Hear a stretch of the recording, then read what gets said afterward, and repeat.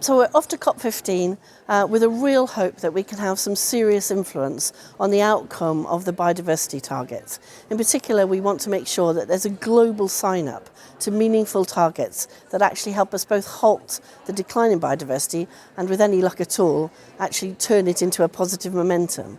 And to do that, we need a whole series of things to happen. We need the high-level talks to be successful, which we really hope they are, but very specifically, we want to take part in the subnational, as it's called, conference part of it, where local and regional and smaller nation governments push their nation states, their UN-level states, into the action that we want. And there's been a big surge in membership at that level, so I'm going to attend the summit there. I hope to showcase what Wales has done, learn from what others, and then basically add our voice to the swell of opinion that says, you know, act now before it's too late.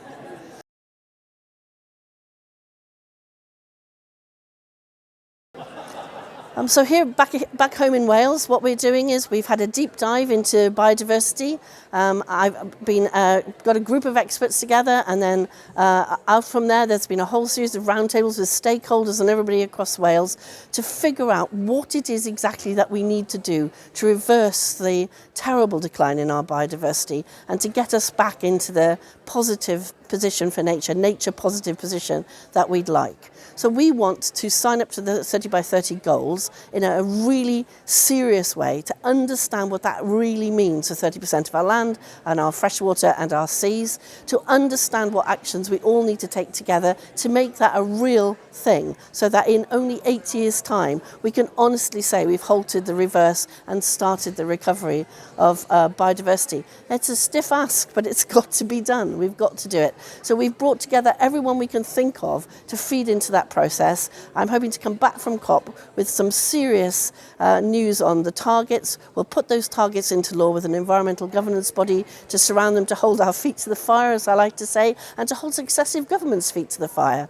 So I'm pretty passionate about this stuff, but I want to make sure that ministers coming after me stay just as passionate. So we want to make sure that the government not only wants to do it, but actually has to do it and drives that action right across government and right across our local authority partners, our third sector partners, and most importantly of all, our citizens who really care about this.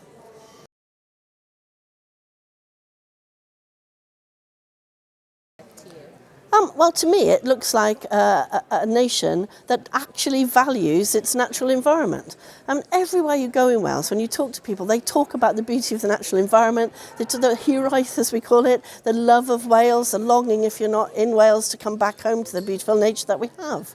But that nature needs to be thriving and positive. It needs to be diverse and vibrant. It needs to make sure that it has a safe place for places to go.